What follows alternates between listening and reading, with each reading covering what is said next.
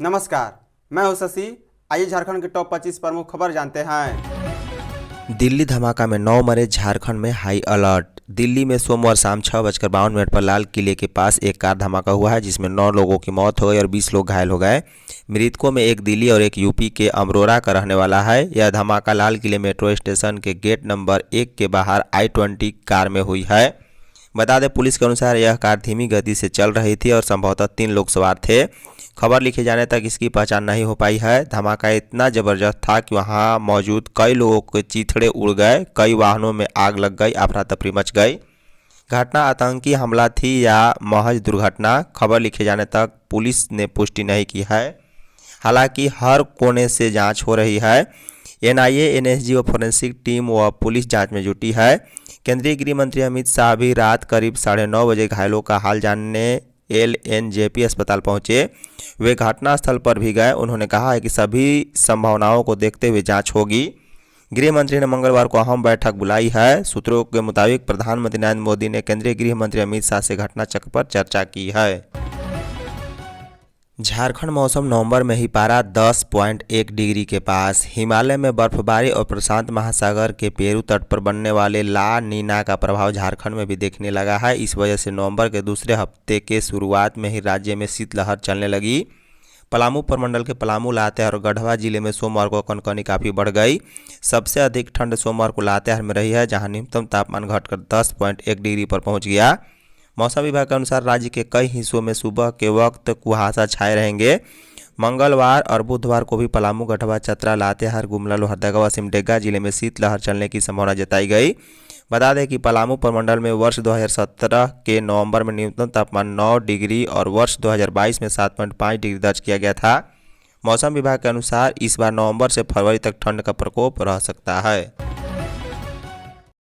घाटशिला उपचुनाव के लिए आज वोट। घाटशिला उपचुनाव के लिए मंगलवार को सुबह 7 बजे से शाम 5 बजे तक वोट पड़ेंगे। चुनाव आयोग की कड़ी निगरानी में कुल 300 मतदान केंद्रों पर मतदाता अपने मताधिकार का प्रयोग करेंगे। इसमें पूर्व शिक्षा मंत्री रामदास सोरेन के बेटे झामो प्रत्याशी सोमेश सोरेन, पूर्व मुख्यमंत्री चंपई सोरेन के बेटे भाजपा प्रत्याशी बाबूलाल सोरेन सहित 13 प्रत्याशियों के भाग्य का फैसला होना है। बता दें, मुख्य निर्वाचन पदाधिकारी के रवि कुमार के अनुसार घाटशिला विधानसभा उपचुनाव के लिए सभी तैयारियां पूरी कर ली गई है। सोमवार को ही सभी मतदान केंद्रों पर चुनाव कराने के लिए पोलिंग पार्टियों का डिस्पैच हो गया है और शाम तक सभी अपने अपने पोलिंग स्टेशन पर पहुंच गए हैं। उपचुनाव में सुरक्षा की सारी व्यवस्था की गई है। सभी मतदान केंद्र पर अंदर एवं बाहर की ओर CCTV कैमरे लगाए गए हैं। इसकी वेबकास्टिंग के माध्यम से चुनाव आयोग, मुख्य निर्वाचन पदाधिकारी कार्यालय और जिला निर्वाचन पदाधिकारी कार्यालय एवं RO ऑफिस से निगरानी रखी जाएगी। स्कूल से बाहर रह रहे बच्चों के लिए ब्रिज कोर्स। स्कूल से बाहर रह रहे तथा ड्रॉप आउट बच्चों के विशेष प्रशिक्षण के लिए ब्रिज कोर्स संचालित किए जाएंगे। इस ब्रिज कोर्स का मॉड्यूल तैयार किया जाएगा। इसे लेकर 4 दिवसीय कार्यशाला मंगलवार को JCERT में शुरू होगी। बता दें कि झारखंड शिक्षा परियोजना परिषद के निदेशक शशि रंजन ने मॉड्यूल तैयार करने को लेकर सोमवार को विभिन्न गैर सरकारी सामाजिक संगठन के प्रतिनिधियों, सेवानिवृत्त शिक्षकों तथा कक्षा 1 से 8 तक के रिसोर्स शिक्षकों के साथ बैठक की है। ब्रिज कोर्स मॉड्यूल पाठ्यक्रम रूपरेखा को ध्यान में रखते हुए 3 भाग में तैयार किया जाना है। कक्षा 1 से 2, कक्षा 3 से 5 और कक्षा 6 से लेकर 8 तक के लिए अलग अलग ब्रिज कोर्स का निर्माण किया जाएगा। इससे पहले उक्त मॉड्यूल निर्माण के लिए JCERT के संकाय सदस्यों एवं नामित शिक्षकों द्वारा 4 दिवसीय कार्यशाला आयोजित की गई थी। ब्रिज कोर्स के लिए यूनिसेफ द्वारा तकनीकी एवं वित्तीय सहयोग दिया जा रहा है। मोंथा चक्रवात से नुकसान, राहत पैकेज की मांग तेज। चतरा में मोंथा चक्रवात से किसानों को साल भर की मेहनत पर पानी फेर दिया है। तेज हवा और लगातार हुई बारिश ने जिले के कई प्रखंडों में खड़ी धान, मक्का और सब्जियों की फसल को पूरी तरह चौपट कर दिया। खेतों में खड़ी फसलें या तो गिर गई या फिर पानी में डूबकर सड़ने लगी। ग्रामीण इलाकों में स्थिति इतनी खराब है कि किसानों के सामने अब आर्थिक संकट खड़ा हो गया है। खेतों में 3 से 4 फीट तक पानी भर गया, जिससे धान की बालियां सड़ने लगी। किसान अब प्रधानमंत्री फसल बीमा योजना के तहत मुआवजे की मांग कर रहे हैं ताकि कुछ हद तक उन्हें राहत मिल सके। किसानों के बीच इस आर्थिक संकट में साल भर की मेहनत में जो खर्च हुआ है वह सब चला गया। अब अगर सरकार ने मुआवजे नहीं मिला तो अगली फसल बोना भी मुश्किल हो जाएगा। किसानों का कहना है कि उन्होंने जो भी धान लगाया था अब भी कटाई लायक नहीं बचा। तेज बारिश और तूफानी हवा के कारण खेतों में पानी भर गया है, जिससे फसलें सड़ने लगी है। जिन खेतों में कटाई की तैयारी चल रही थी वहां अब दुर्गंध फैल गई है और धान में अंकुरण शुरू हो गया है। आज से राज्य स्थापना समारोह शुरू। राज्य गठन के 25 वर्ष पूरे होने के उपलक्ष्य में मंगलवार से ही राज्य स्थापना समारोह शुरू हो जाएगा। झारखंड @25 थीम पर 19 दिन 11 से लेकर 29 नवंबर तक चलने वाले समारोह में कई कार्यक्रम होंगे। इसमें रन फॉर झारखंड, सुबह ए Jharkhand, know your tourist place, Jatra, नियुक्ति पत्र वितरण आदि शामिल हैं।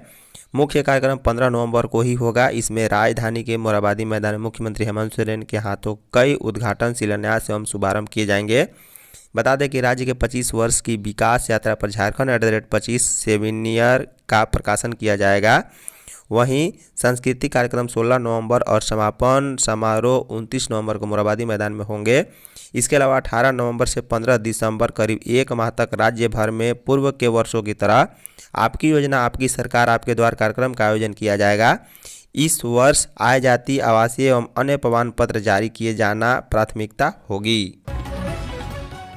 नगर निकाय चुनाव पर कोर्ट ने मांगा जवाब। झारखंड में नगर निकाय चुनाव को लेकर दाखिल अवमानना याचिका पर सोमवार को झारखंड हाईकोर्ट में सुनवाई हुई है। अदालत ने राज्य निर्वाचन आयोग से पूछा है कि अब तक चुनाव की तिथि क्यों घोषित नहीं की गई। इस पर आयोग की ओर से बताया गया है कि राज्य सरकार द्वारा किए गए ट्रिपल टेस्ट के तहत जनसंख्या के आधार पर कौन सी सीट आरक्षित होगी, इसकी जानकारी सरकार की ओर से नहीं दी गई। इस कारण चुनाव की तिथि तय नहीं हो सकी है। अगली सुनवाई 24 नवंबर को होगी। राज्य निर्वाचन आयोग ने कहा है कि सरकार से संबंधित जानकारी मिलते ही 3 माह के भीतर चुनाव करवा लिए जाएंगे। वहीं राज्य सरकार की ओर से अदालत को बताया गया है कि ट्रिपल टेस्ट प्रक्रिया पूरी कर ली गई है और रिपोर्ट निर्वाचन आयोग को भेज दी गई। आयोग को आरक्षण संबंधी जानकारी शीघ्र भेज दी जाएगी। कुछ अतिरिक्त जानकारियां मांगी गई है जो शीघ्र ही उपलब्ध कराई जाएगी। यह सुनवाई जस्टिस आनंद सेन की अदालत में हुई है। पलामू के पैक्सों में 3801 किसानों ने बेची थी धान। पलामू वित्तीय वर्ष खरीफ 2024-25 के पैक्सों में बेचे गए धान की सभी राशि किसानों को उपलब्ध करा दी गई है। पिछले साल पलामू में 3801 किसानों ने पैक्स में महज 2,83,149 क्विंटल धान बेचा था। सभी किसानों का बकाया भुगतान हो गया है। अब पलामू जिले में एक भी किसानों को राशि बकाया नहीं है। बता दें 3801 किसानों को 66,95,59,880 रुपये का भुगतान किया गया। गत वर्ष धान की उपज कम हुई थी। हालांकि पलामू में इस साल धान की फसल बेहतरीन हुई है और कटनी भी शुरू हो गई है। पलामू जिला आपूर्ति पदाधिकारी प्रीति किस्कू ने बताया है कि सभी किसानों को राशि उपलब्ध करा दी गई है। अब किसी भी किसानों को राशि बकाया नहीं है। वहीं मुरमा कला के किसान ने बताया है कि दोनों किस्त का भुगतान मिल चुका है।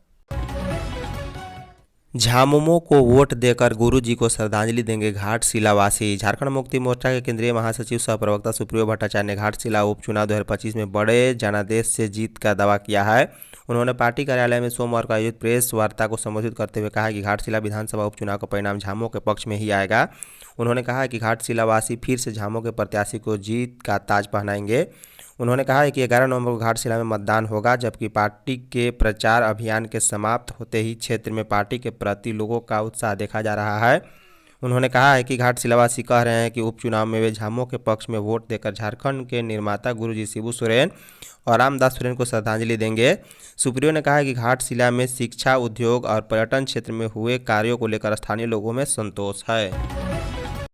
आदिवासी संस्कृति का महाकुंभ, जमशेदपुर पहुंचेंगे 2500 प्रतिनिधि। जमशेदपुर के बिष्टुपुर स्थित गोपाल मैदान में 15 से 19 नवंबर तक टाटा स्टील फाउंडेशन द्वारा आदिवासियों का संवाद कार्यक्रम आयोजित किया जाएगा। यह कार्यक्रम का 12वां संस्करण है, जिसमें देश भर की 153 जनजातियों के करीब 2500 प्रतिनिधि हिस्सा लेंगे। इनमें 24 राज्यों और 2 केंद्र शासित प्रदेशों के आदिवासी समुदाय के लोग शामिल होंगे। बता दें कार्यक्रम की शुरुआत भगवान बिरसा मुंडा की जयंती से होगी। वहीं 5 दिन तक चलने वाले इस आयोजन में आदिवासी संस्कृति, कला, खान पान और जीवन शैली की झलक देखने को मिलेगी। पहले दिन शाम 4 बजे से लेकर रात्रि 9:30 बजे तक ट्राइबल आर्ट और हैंडीक्राफ्ट की प्रदर्शनी लगेगी, जिसमें 28 जनजातियों के 117 कलाकार अपनी कला दिखाएंगे।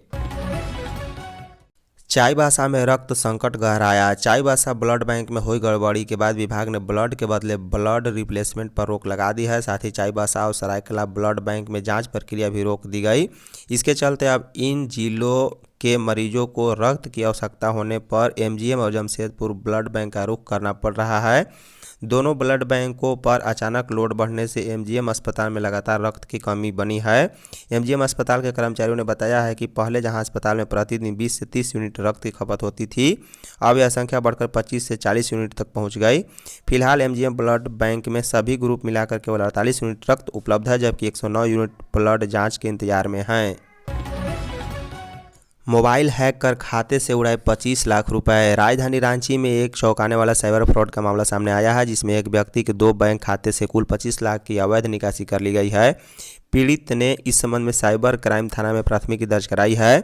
बता दें कि मोराबादी के रहने वाले प्रताप परोई ने बताया है कि 25 अक्टूबर को उन्हें व्हाट्सएप कॉल से एक व्यक्ति ने संपर्क किया, जिसमें खुद को एक्सिस बैंक अधिकारी बताया।